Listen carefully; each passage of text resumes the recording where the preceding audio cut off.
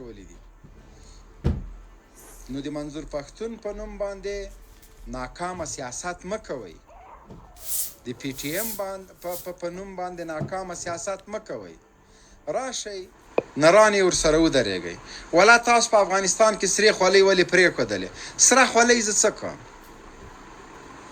سره خولۍ ما ته ډوډۍ راکوي، سره خولۍ سنت ده، سره خولۍ مستحب ده، سره خولۍ فرض ده. پر پدرم نه حالات څه ولې د افغانان په قراره باندې نه پرېږدئ؟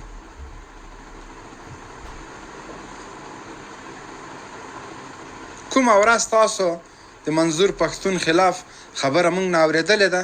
ویلې مو دي څه؟ که نه تا غوندې امریکا کې کینو بس غرب او غروب او کته او پورته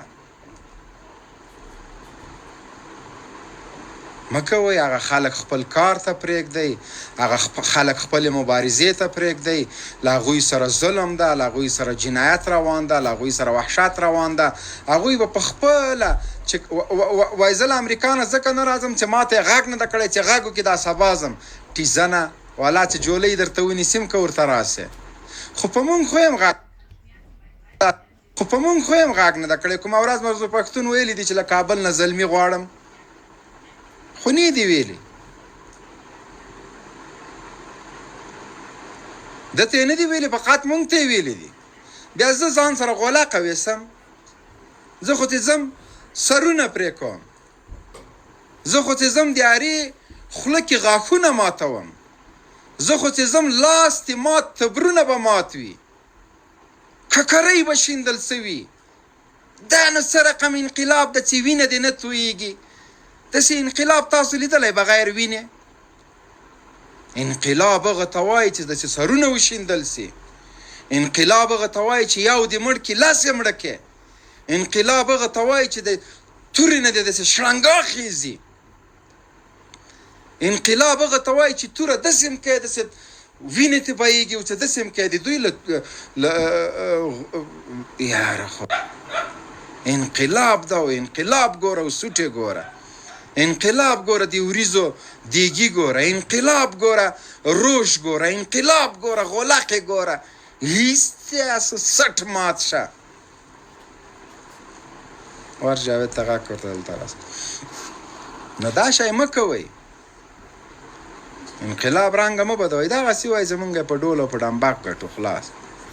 ستاسو خدای بیخ شي که زه مې دا مرستیالان راواخلم. عجیبه خلک یې والله. السلام علیکم ورحمت الله وبرکاته. وعلیکم سلام حبیبي.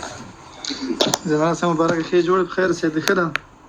هغه هم یو څه وخته دا سرې خولۍ په سر کولې. ما ته وایي ته سره خولۍ ولې نه په سر کوې؟ ولې په سر کړم؟ د ما نیا سره خولۍ په سر کړې وه، خاله مې په سر کړې وه، عمه مې په سر کړې وه چې زه یې په سر کړم. جنرال صاحب یو خو ما په سره وله ډېر وخت په سر کړی ورځې بس چې تاسو بیانات مې اورې درسه مې خوشې کړه زیاتې ورته. اشاین صاحب اکثر ما ته یادوله چې خوشې نه کې همغه دوبۍ کې درنه چکني جوړوم. شاهین صاحب هر وخت ما ته یادوله ته سور خولۍ مالو اوس ما سپرې کې دی خو شروع کړې ده. نو د وروره دا د انقلاب طریقه نه ده. د دې پی ټي ایم مشر د ما وټاکي چې داسې تېرې ویرې کومه ورته هر شی په یوه میاشت کې. وختي خو جنرال صاحب تاسو پوسټ هم کړی او که بل چا کړی و هغه وختي مې وکته ټویټر کې وایي عمران خان پسې هم خلک جګ شوي دي، کار یې روان کړی. که خدای پاک یې وکړي کې غیرت پیدا شي.